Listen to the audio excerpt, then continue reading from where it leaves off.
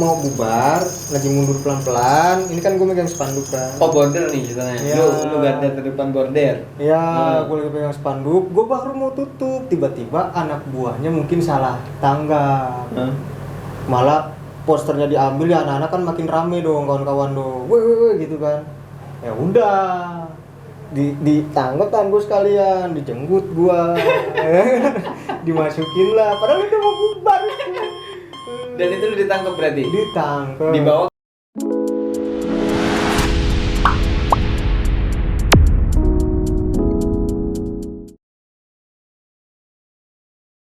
Kembali lagi di Kepus Kehidupan Kampus.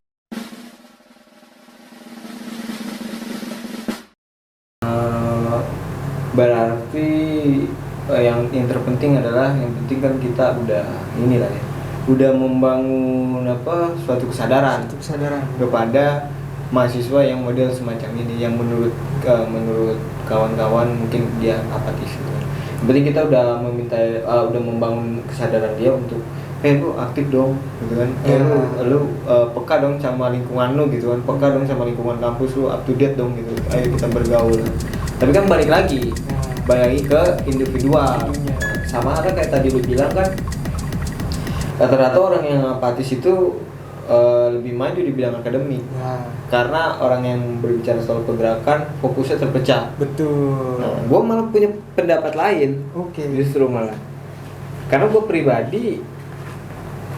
pribadi tergantung orangnya ya. Kalau gue mikir ya tergantung orang. Kalau memang orangnya dasarnya cerdas, bisa mengkondisikan di dua kondisi yang berbeda, ya sama-sama imbang, jalan aja. Akademiknya bagus, pergaulan dalam dunia pergerakannya juga bagus, ya bagus jadinya. Nggak tumpang tindih.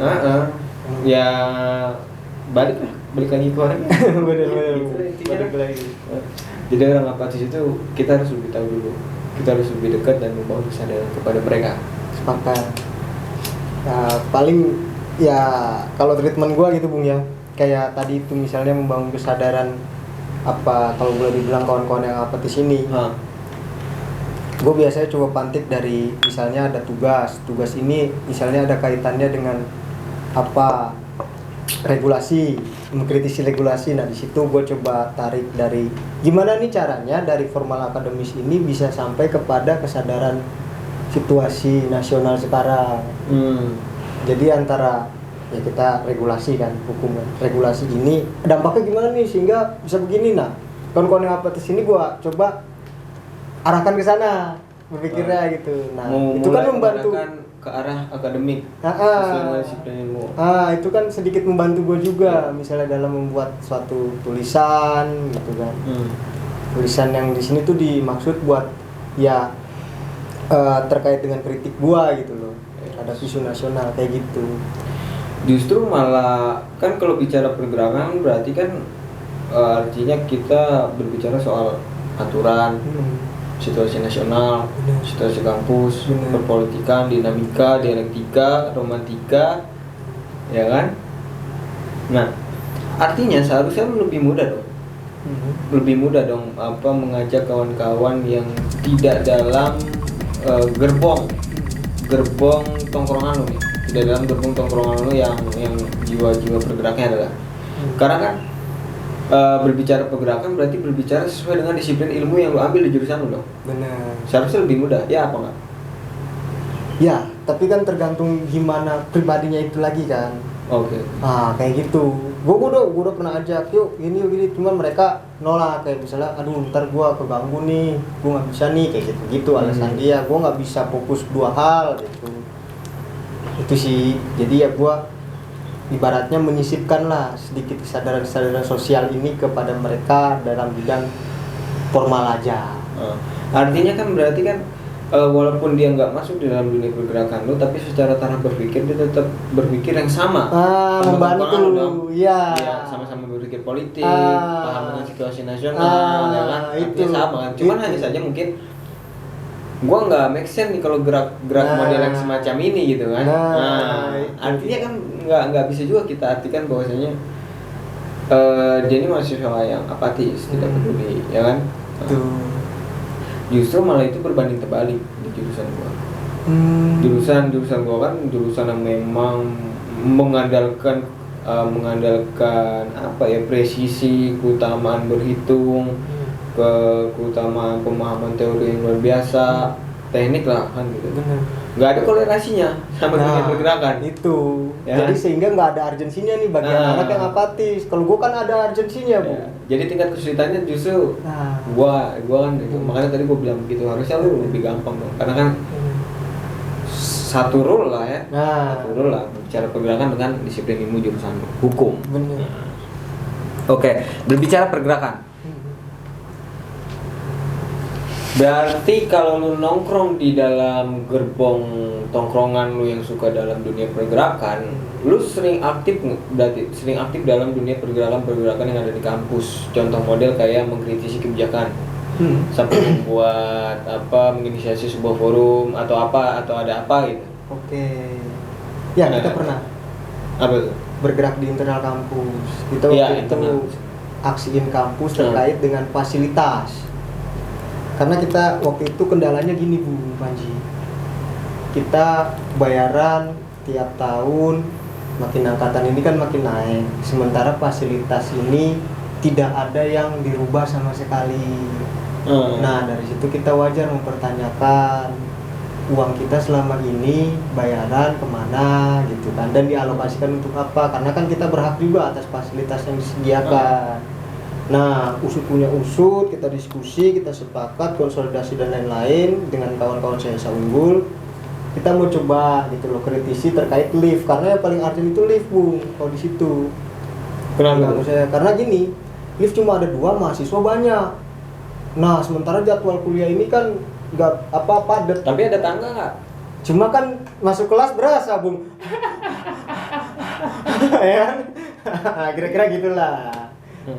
Jadi ya udah, coba kita kritisi lift agar supaya lift ini diperbarui, diganti yang lebih besar ukurannya. Aksi kita itu depan kampus, kita bawa poster, bawa kajian dan lain-lain. Nah, itu kan baru perspektif dari pihak mahasiswanya yang dianggap bahwasanya begitu mahalnya kalian membayar kuliah, tapi kok hanya ini fasilitas yang terdapat. Lu sempet nanya nggak sih, maksudnya lu sempet mediasi nggak sih sama pihak kampus bahwasanya dana yang terkumpul itu untuk dialokasikan untuk ini. Jadi memang tidak hanya fokus di dalam fasilitas gitu. Karena kan kita nggak bisa menyalahkan kampus juga. Karena siapa tahu memang alokasi dananya itu dialokasikan untuk hal-hal yang lain yang bersifat mungkin ke kurikulum atau apapun lah. Atau ke fasilitas yang lain gitu kan, kita nggak tahu. Nah, lu pernah coba mediasi nggak dan coba cari tahu kalkulasi dari keuangan kampus? Nah, justru itu, Bung, karena kan waktu dulu kan kita masih membarang-barang, itu gua lakuin di semester 2 dan itu kayaknya diajak sama senior.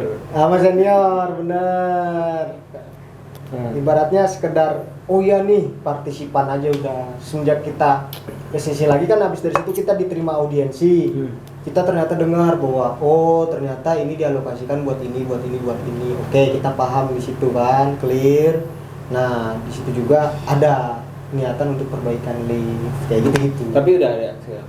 Ya. Sekarang ada. Ada, benar. Udah diperbaiki. Tapi kan kadang begini.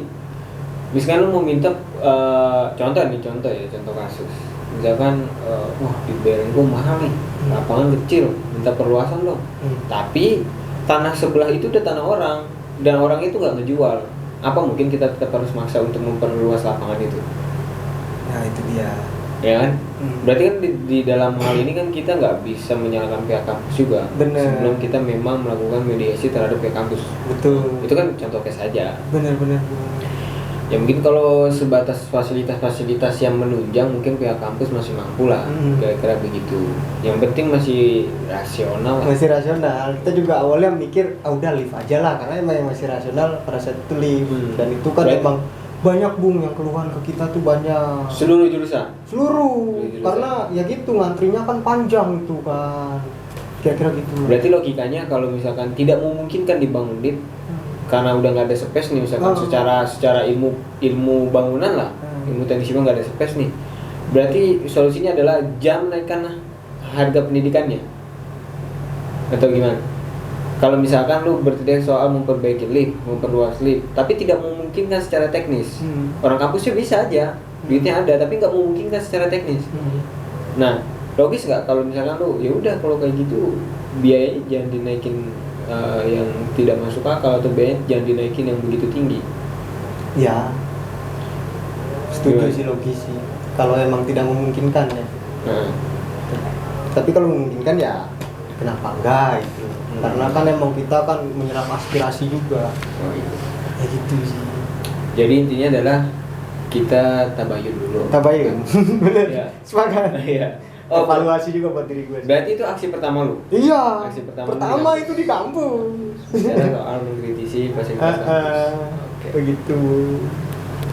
Mulai dari situ lu mulai kayak setelah lu aksi itu lu menjadi kayak superhero di kampus nggak sih? Kayak wah anjing gua aksi nih, diliatin orang, weh lu kemarin aksi, lu gitu nggak? Awalnya Ada model-model gitu. karena kan gue belum terideologiskan pada saat itu. Ya, ibu bisa dibilang masih krisis eksistensi lah. Jangan jati diri gitu kan. Apalagi ditambah gengsi fakultas kan. Kita hukum masa diem-diem aja gitu loh. Sementara kawan-kawan dari fakultas lain mengharapkan banget gitu. Kawan-kawan hukum bisa nih menyuarakan. Itulah situasi pada saat itu. Ada nggak sih intervensi dari kampus ketika jiwa-jiwa kritik lu tuh lu keluarkan dan lu tuju kepada pihak kampus? Ada sih, cuman yang gue yakin satu, Bu, selama kita bicaranya sopan, selama kita bicaranya substansial, pihak kampus mudah-mudahan ngerti. Lalu kalau misalkan bicaranya seperti itu, artinya ada yang penting kita bergerak itu ada dasarnya. Nah, sepakat. Itu Baik dasar dari historisnya, ya kan, ideologisnya, dasar hukumnya gitu kan. Itu benar. Dasar psikologisnya gitu kan. Dan kita kalkulasikan, oh ini bener nih, patut disuarakan. Itu. Gitu. Pilah-pilah. Jalan. Kita konstantir bener. Oke. Nah, pernah nggak lu aksi di luar dari kampus? Pernah. Dan itu gua udah nggak di BEM pada saat itu, gua. Nggak di BEM? Iya, mengatasnamakan gerakan eksternal lah, luar Oh, kampus. justru lu nggak bawa nama kampus? Enggak. Justru bawa nama organisasi eksternal. Organisasi apa tuh? Kemahasiswaan? Organisasi pergerakan kemahasiswaan gitu ya? Ya, gitu-gitulah. Jadi waktu itu gua pertama kali aksi itu pada saat penggusuran. Kita advokasi dalam hal live in ya? ya Live in ke masyarakat. living ke masyarakat. Pada situ advokasinya kita non litigasi di luar pengadilan kan. Waktu itu di Bekasi, Bu. Aksi dulu? Aksi Bekasi. Pekayon. Nah, itu. Jadi polemik di situ gini, Bung. Gimana? Jelas itu masih ada tanah warga. Yang pada intinya ya. Nah, namun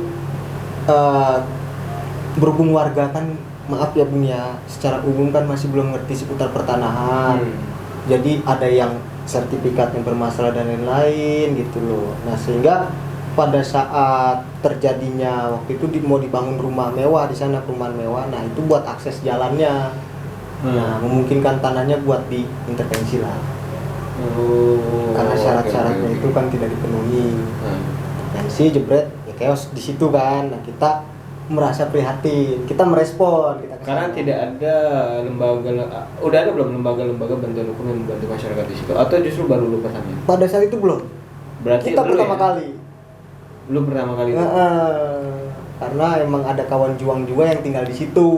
Okay. Pada saat malam-malam alat berat datang, dia ngoling kita lah. Blokade jalan. Ya, untuk ya sekedar partisipasi dulu lah gitu kan. Kayak misalnya kita nolak alat berat itu datang dan lain-lain. Polisi udah ada tuh, polisi. Udah. Terus terang itu pertama kali gue bingung gue harus apa. What I do gitu loh.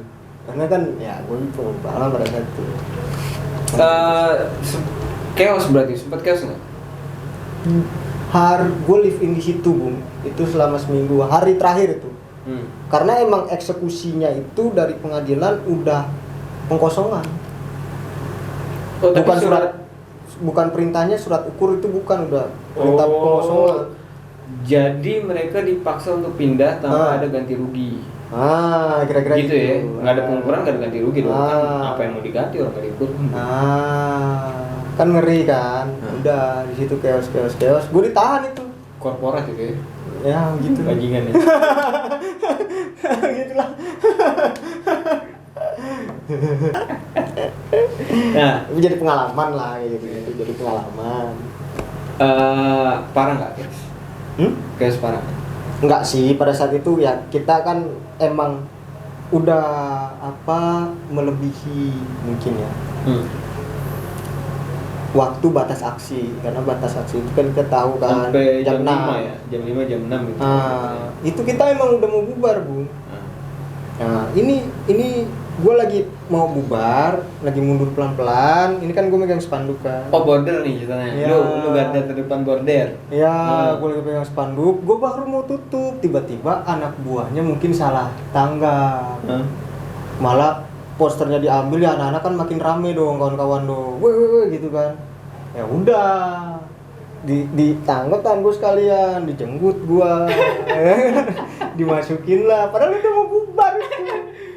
Dan itu lu ditangkap berarti? Ditangkap. Dibawa ke Polres, Polsek, Polda, itu. ke Polsek. Polsek Bekasi situ. Polsek Bekasi dipukulin enggak? Hah? Dipukulin enggak? Ya shock terapi, Bu.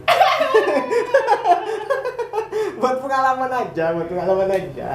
Jadi bicara humanis nggak humanis amat ya. Nah, itu dia kan pentingnya. Humanis kan berarti bicara soal individu. Nggak, belum tentu semuanya humanis. Itu dia. Cuman kan yang diajarkan harus humanis aparat itu kan. Benar. Cuma dapat nggak tahu individu. Nah, situasional. Iya. Berarti lu kena sedikit sedikit atau banyak lu mengenai apa lu kena kekerasan? Yang gua alamin Fisik, verbal paling sering. Fisik ada? Fisik ya 2 kali. Lu hitung tuh malah. Iya, 2 kali. 2 kali. Tapi lumayan. Hah? Lumayan. Jenggut kan. Sekali dilemparnya itu jadi 2. Udah kayak barang gua, Bung. Berarti ada kekerasan fisik dan kekerasan verbal. Kekerasan verbalnya itu sampai ada yang model gini nggak? Apa maksudnya lu dipaksa untuk mengaku bahwasanya kegiatan live in lu yang membela masyarakat ini dimaknai dengan kegiatan yang salah kaprah? Ya. Dipaksa untuk mengaku seperti itu? Ya kalau dipaksa sih enggak, cuma mereka beranggapan kayak gitu. Opini dia ya, yang menyerang verbal lu sekarang gitu ya. Nggak sesuai aturan nih sampai sore nih, padahal lu mau tutup padahal gitu. Kayak gitu. Jadi kayak nggak boleh telat, anjing harus disiplin banget. Aduh, luar biasa memang kadang kayak gitu. Ngandang kan? Ya seharian 24 jam, 12 jam, 24 jam 24 jam 24 jam. Dikeluarkan begitu keluar atau justru ada yang mengadvokasikan lu? Ada advokasi waktu itu dari LBHI. Oh, justru udah lembaga nih advokasi lu nih? Iya. LBHI, Yayasan Lembaga Bantuan Hukum. Datang mau jemput lu karena lu nggak bersalah gini, akhirnya bebas tanpa syarat. Tanpa syarat atau lu pakai lapor? Tanpa syarat, karena kan gue nggak bawa senjata tajam, nggak ada chaos, aksi damai gitu kan. Orang gue bawanya Soalnya aneh aja ya kalau ada orang asli ditangkap terus bebasnya dengan cara lapor. Mau ngapain? Kita ngapain aja? Makanya. Tapi ada ya beberapa kawan-kawan kita mungkin di daerah ya. Ada kejadian-kejadian kayak gitu. Nah, dari hal itu kapok nggak lo? Sempet kapok berarti sempet ada panggilan aksi tapi lo nggak mau atau gimana? Ya, di beberapa kali. Kayak, wah kan gue masih trauma nih sama yang kemarin nih. Nah, itu. Iya. Membekas kan. Iya ya, emang berarti parah juga sih. Parah. Sampai menjadi traumatik. Cuma ya harus tetap, ibaratnya harus tetap jadi diri sendiri sih. Ya mungkin karena gue baru kan digerak. Lu trauma itu karena lu yang ditangkap sendiri, makanya lu di benar-benar dihabisin secara verbal, atau ada temen lu juga yang ikut? Temen gue ada. Oh, jadi lu nggak sendiri nih? Enggak. Nggak sendiri. Berapa orang? 4 lah. 4. Yang itu ya dari mana? Dari apa? Dari intelnya itu kali. Ya, Polisi atau apa? Atau Brimob atau apa? kayaknya sih masih tingkatan polsek. Polsek. Iya. Kayaknya reserse kriminal kayaknya. Setelah dari kejadian itu kapok nih, kapok. Akhirnya lu mulai aksi lagi kan. Setelah itu berapa lama tuh lu bisa berdamai dengan diri lu dan lu bisa mengobati rasa traumatik? Oke. Ya, gue boleh bilang kapok, cuman yang membuat gue semangat tuh kadang kayak misalnya urgensinya tinggi. Oh iya, emang bener ini harus turun. Udah gue turun. Kayak misalnya kemarin kan RUU KUHP, gue itu kan ada beban moral. Lu ikut tuh? Ikut. Gua gak ketemu sama gue ya? Turun gua. Cuma nggak nyampe sore, siang. Karena takut. Karena gua tahu sore itu jam-jam detik-detiknya udah tahu. Kan kita mengalami kan suatu kejadian gitu. Ibarat itu kalau udah sore nih, udah masuk jam 4 itu udah ngitung nih di menit-menit terakhir. Itu 5, dia. 4, 3, 2, 1, Dus, keliling-keliling. Nah, udah kayak gitu kayak kan. nyiapin wapak aja. siap dari mana. Udah begini kan. Itu polisi bukan tuh. Itu penyusup bukan tuh. Udah begitu. Deg-degser. Iya. Umum. Apalagi kalau udah ada yang instruksi kan. Bubar semua, waktu sudah menunjukkan waktunya untuk bubar ya kan. Terus kita tetap berkerumun ya. Itu dia. Wajar lah. Berapa lama tuh lu? Sampai dari kejadian itu sampai lu ikut RU aksi yang RU apa? Itu KUHP ya? KUHP. RU KPK juga kan? Kalau KPK gue nggak dulu. Tapi itu ngebahas RU KPK juga nggak?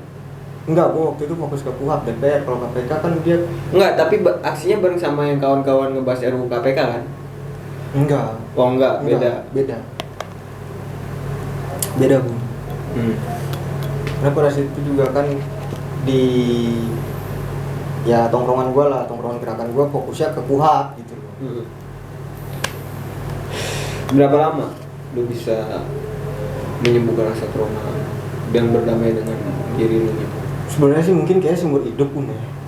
Cuma kan gue pikir ya itu tadi urgensi, beban moral, terus apa ya rasa. Mungkin tepatnya ini ya, mental lu mulai berani lagi.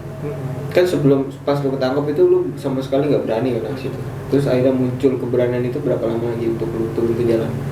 Ya kalau bicara jangka waktu kira-kira waktu itu adalah sekitar 7 bulanan. 7 bulan lu baru Dari Pekayon ikut sampai aksi lagi. gitu-gitu Berarti ya. Ya namanya parlemen jalanan. Nah itu dia. Kalau bukan kita mahasiswa kan siapa lagi? Siapa lagi? Berarti ada next time ya? Kayak itu kemarin ya? Makanya. Dan next time ada. Semenjak dia datang gua caw. Ganti sap. Karena gua udah tahu tujuan dia apa kan. Beda sama tujuan kita. Udah.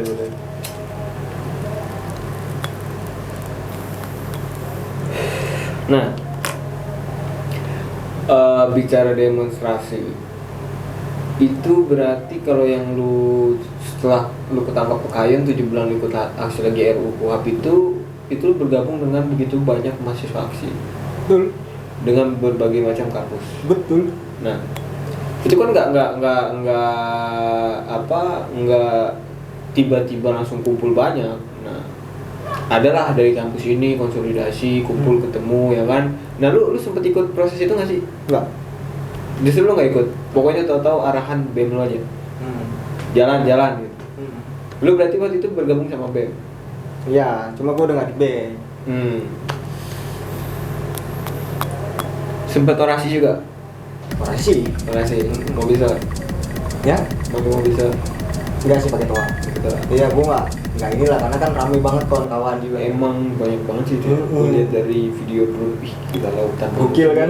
Kayaknya itu gedung kura-kura itu semua itu orang. Makanya giling kering kan. Itulah. Sempet ada yang mau ngebobol ya. Pagar udah mulai kejebol, cuman nggak ada yang mau masuk.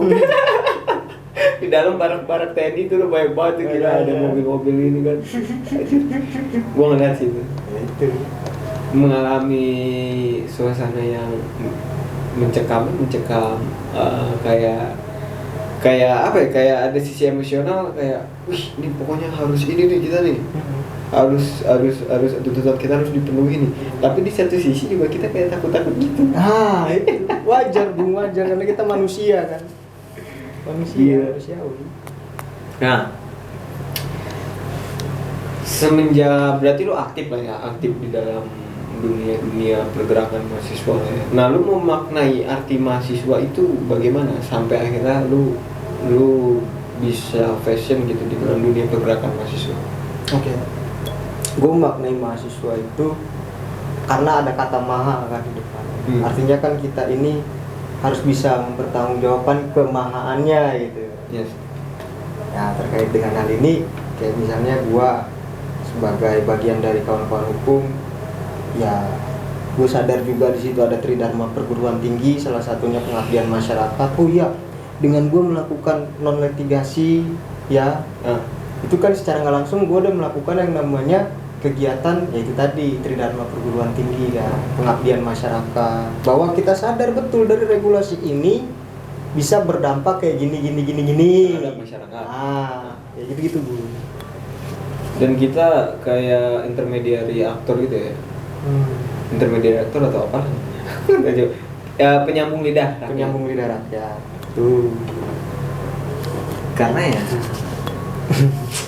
siapa lagi kalau bukan mahasiswa kayaknya ya? Hansip nggak mungkin kan? Maksudnya bukan mahasiswa ya? Maksudnya pemuda lah. Biar general gitu ya. Bener. Siapa lagi kalau bukan pemuda kan? Nah, lu kan ada banyak cara nih untuk bersuara, nggak cuma demo. Yap. Ya kan? Betul. Jadi kita juga nggak bisa nyalain dong orang yang nggak ikut demo. Iya. Mungkin dia mengkampanyekan demonya sendiri lewat media sosial dia. Benar. Atau dengan dari suara-suara ngobrol ke kawan-kawannya. Iya kan? Banyak cara Bu. Ada banyak cara. Banyak cara. Berarti menurut lu demonstrasi itu cara terbaik atau bukan? Kalau ditanya terbaik apa bukan, sebenarnya setiap orang kan punya hak untuk menyampaikan pendapat di muka umum, dan itu udah diatur di undang-undang. Pasal 28 tuh ya? Kira-kira gitulah. Jadi nggak ada kompensasi antara demo itu baik atau enggak. Tergantung demonya ini tujuannya apa. Kayak gitu sih. Tuntutan aksinya, itu kan kajiannya. Yang penting tadi ya, yang penting kita turun aksi itu punya dasar yang jelas. Dasar kita kaji secara yuridis, psikologis, historis, matang buat draftnya. Jadi nggak cuma menuntut, tapi kita memberikan solusi. Win-win solution. Jadi ini kita tulis poin tuntutan, kira-kira solusinya nih. Kita tawarkan. Itu yang baik, yang bagusnya kira-kira begitu ya kali ya. Sepakat. Nah, pengalaman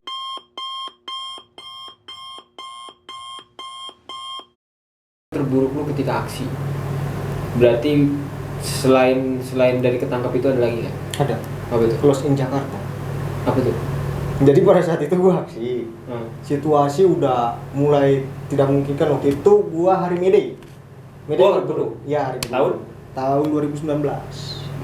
2 tahun yang lalu. Ya. Itu gua turun.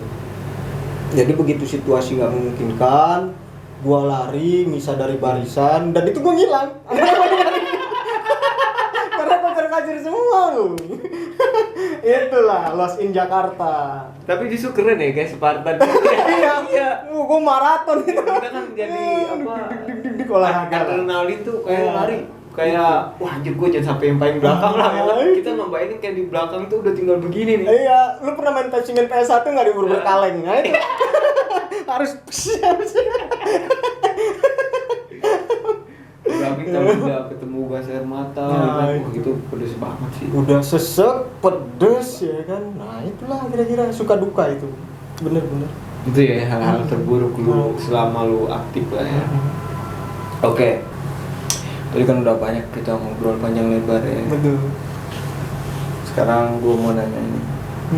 Pesan dan harapan lu untuk mahasiswa. Oke. Di seluruh Indonesia dan juga untuk masyarakat. Atau lu mau memberikan suara lu menyuarakan tentang apa? Silakan. Oke, baik. Sebelum kita closing. Siap. Ya, jadi pesen sih ya yang paling pertama tadi kan. Atau lu mau cerita soal putus cinta lu? Tambahin durasinya. Itu mah kisah tragis lah. Aduh. Ya, kalau pesen sih paling ya kalau bisa kawan-kawan, ya ini juga catatan buat gua, sebelum kita turun alangkah baiknya kita lakukan yang namanya kajian-kajian gitu loh, supaya nanti kita begitu diterima tuntutan ini menawarkan solusi sebagaimana yang kita sepakati tadi gitu kan, kita iyain tadi. Terus kedua, untuk ya sekedar suara-suara ya, harapan karena kan kita tahu ya masyarakat ini kan luas konteksnya kan Bu. Harapan kita sih tolonglah gitu kan. Tolong apa? Iya, maksudnya kita aksi Lu itu minjem duit belum gajian. ya, kita aksi itu kan enggak semata-mata sekedar bereaksi begitu aja enggak. Nah, kepada masyarakat ya mohon maaf juga kalau misalnya kalau kita turun ke jalan itu sempat macet segala macam sehingga terganggu gitu kan. Kita turun pun ini karena kesadaran yang dimaksud ya, karena memang ini adalah urgensi yang penting gitu loh. Penting untuk apa? Untuk kita kritisi, karena kita tahu kan kebijakan negara mengikat kita semua, ada kepentingan juga anda di situ gitu loh. Kira-kira gitu sih. Jadi kita aksi nggak semata-mata sekedar reaksi aja, ada kajiannya dan ada kepentingan. Jadi maafin Bung Iqbal nih buat penonton yang suka bikin macet ini. Kalau misalkan pernah lewat tempat demo jadi macet kejebak Bung Iqbal. Mohon maaf. Mengganggu perjalanannya. Karena di situ juga kita menyuarakannya. Karena mungkin bakal ada impact yang akan didapatkan. Cukup kali ya, udah hampir sejam nih. Sejam ngobrol-ngobrol kali udah lama juga. Rasa lumayan mau udah sejam. Thank you Bang udah datang ke sama-sama Sintesis di Kedepan Kampus. Jangan lupa nantikan next video dari channel Sintesis, tentunya di Kedepan Kampus, karena kita akan mengundang banyak narasumber yang akan terus memberikan kisah inspiratif, entah itu kehidupan kampus atau kehidupan yang lainnya, yang akan terus mengedukasi dan memberikan informasi yang berguna untuk kawan-kawan semua penonton. Dan jangan lupa di like, comment, and subscribe channel Sintesis, share ke teman-temannya, dan jangan lupa loncengnya dipencet supaya update terus video-video terbaru dari Sintesis. And see you. Bye.